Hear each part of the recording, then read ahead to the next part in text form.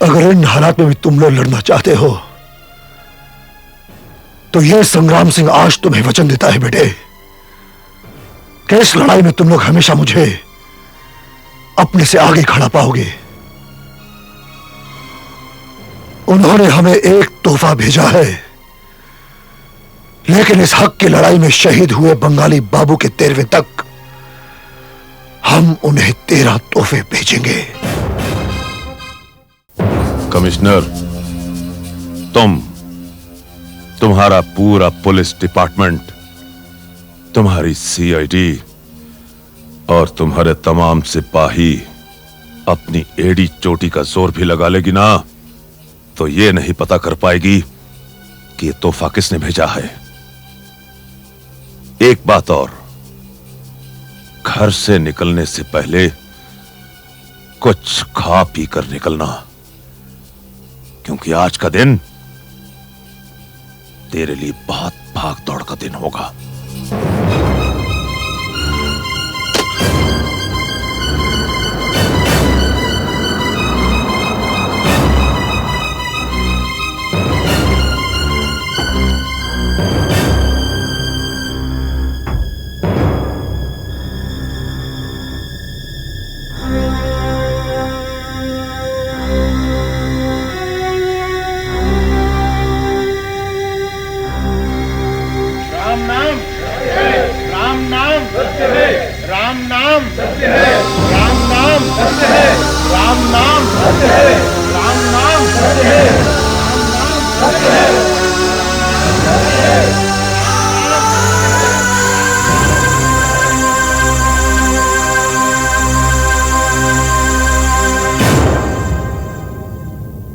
What the hell is happening to this city, summer?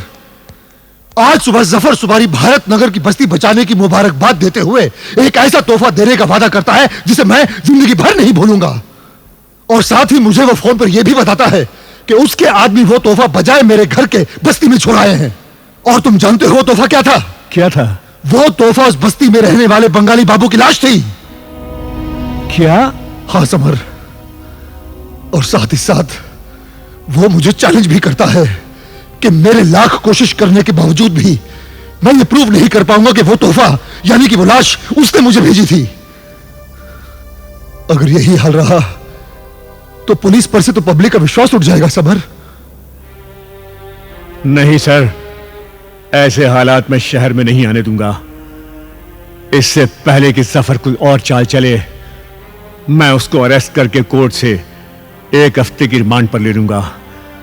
तब उसे पता चलेगा कि एक पुलिस वाले को धमकी देने का मतलब क्या होता है। मुंबई के हर मंदिर, हर चर्च, हर मस्जिद में जफर भाई के ऑपरेशन और सेहत की दुआएं की जाएं, मन्नतें मांगी जाएं, गरीबों के इस सरपरस्त की लंबी उम्र के लिए झोलियां फैलाई जाएं, गरीबों के लिए लंगर खुलवा दिए जाएं। कमिश्नर साहब, आप यहां किस लिए? तुम्हारे इसी गरीबों के अन्नदाता को गिरफ्तार करने आया हूं। कहां है जफर सुपारी? कमिश्नर साहब, आप तो जानते हैं जफर भाई दिल के मरीज हैं। परसों ही दिल के ऑपरेशन के लिए वो लंदन गए हैं। क्या बकते हो त्यागी? मैंने जफर सुपारी से आज सुबह टेलीफोन पर बात की है। तो इसमें इतना एक्साइटेड होने की क्या बात है संग्राम सिंह जी? फोन पे ही बात की है ना, वो खुद तो नहीं आए थे। फोन लंदन से किया होगा, और अब तो फोन चांद से भी किया जा सकता है। क्यों कमिश्नर साहब? उसका बेटा इकबाल शोला कहां है? कमिश्नर साहब, भगवान न करे, अगर आपको हार्ट अटैक आ जाए तो आपका बेटा कहां होगा?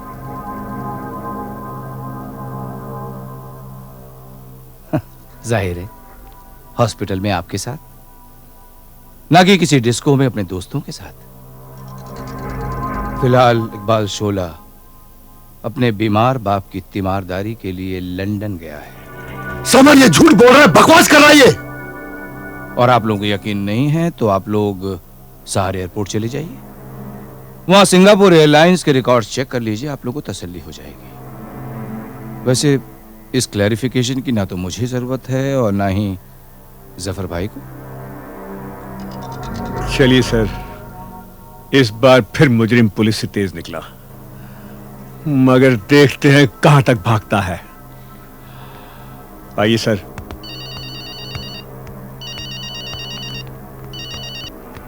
हेलो, एक मिनट। संग्राम सिंह जी, आपके लिए फोन है।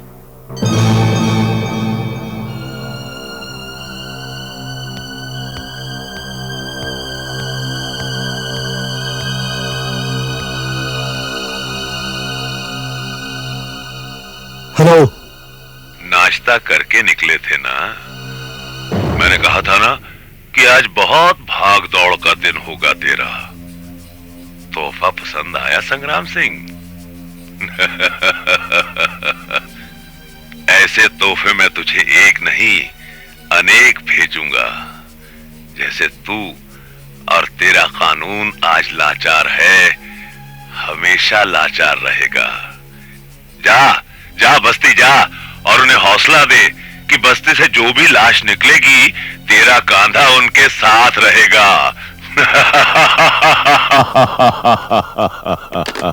आज संग्राम सिंह को भी पता चल गया होगा कि पुलिस वालों के भी बाप होते हैं।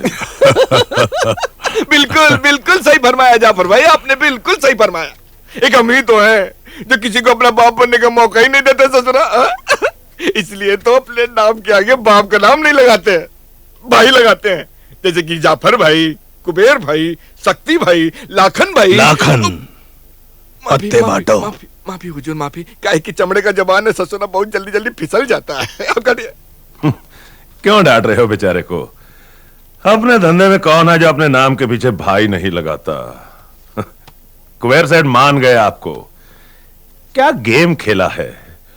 जफर सुपारी हिंदुस्तान में है भी और नहीं भी है। और लंदन में भी नहीं है और है भी।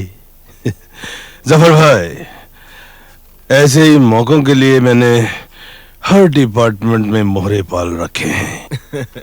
जाफर भाई, वो क्या है कि हमारे भाई जी ने तो अपना जादू चला के जो है सो कि आपको हिंदुस्तान के बाहर गायब कर दिया है।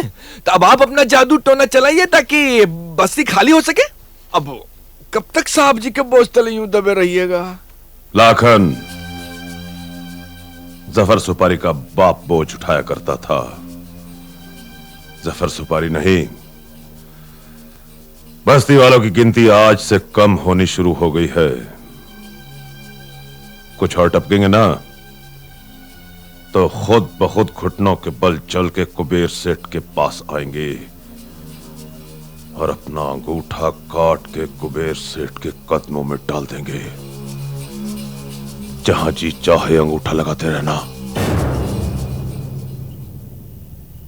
अपन को तो ऐसा लगता है कि हमारे इस बस्ती को रोग लग गया है,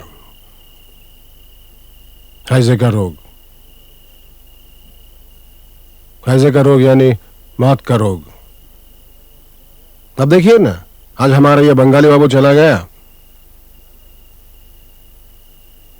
क्या मालूम कल अपन का भी नंबर लग सकता है, परसों में इसका नंबर लग सकता है, क्या मालूम।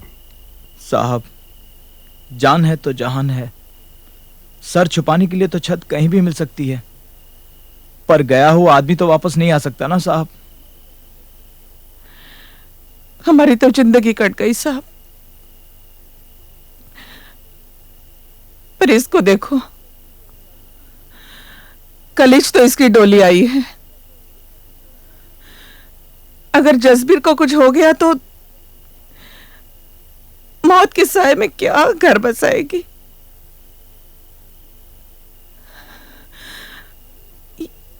ये जमीन मनहूस हो गई है साहब,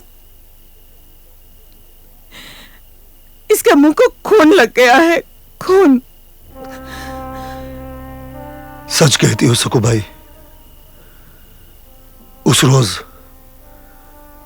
तुम सब लोगों को बस्ती में रोककर शायद मैंने बहुत बड़ी गलती की थी। आज जिंदगी में पहली बार मैंने महसूस किया कि एक गरीब की लाचारी, उसकी बेबसी, उसकी दहशत क्या होती है। मुझे तो ऐसे लगता है कि जैसे मैंने तुम सब लोगों को अपने उसूलों की सूली पर चढ़ा दिया है। नहीं, मैं आप सब लोगों से सहमत हूं। मौत के साए में जीने से बेहतर है कि आप लोग ये बस्ती छोड़कर कहीं और चले जाएं। क्या तुम क्या बोला साहब? इस बस्ती, इस जमीन को छोड़ दें हम? खोकंदा अपन जान काहे दिया साहब जी? ये बस्ती का वास्ते ना, तो हम हूं अपन जान दे सकत हैं बस्ती का वास्ते। नहीं बेटे नहीं, इस जमीन के टुकड़े को मैं तुम लोगों की जिंदगी से ज्यादा कीमती नहीं समझता। अरे साहब जी, जब हम लोगों का घुटनों पर लाना ही था तो फिर लड़ना काहे सिखाया आपने? क्यों एहसास दिलाया कि हम कीड़े मकोड़े नहीं, इंसान हैं? वो आप ही थे ना जिसने हमें बाघ और माली का सबक सिखाया था। और आप ही ने कहा था ना, या तो सिपाही जंग से जीत कर लौटता है या फिर उसकी लाश वापस आती है। अगर इन हालात में भी तुम लोग लड़ना चाहते हो तो यह संग्राम सिंह आज तुम्हें वचन देता है बेटे कि इस लड़ाई में तुम लोग हमेशा मुझे अपने से आगे खड़ा पाओगे। उन्होंने हमें एक तोहफा भेजा है, लेकिन इस हक की लड़ाई में शहीद हुए बंगाली बाबू के 13वें तक हम उन्हें 13 तोहफे भेजेंगे।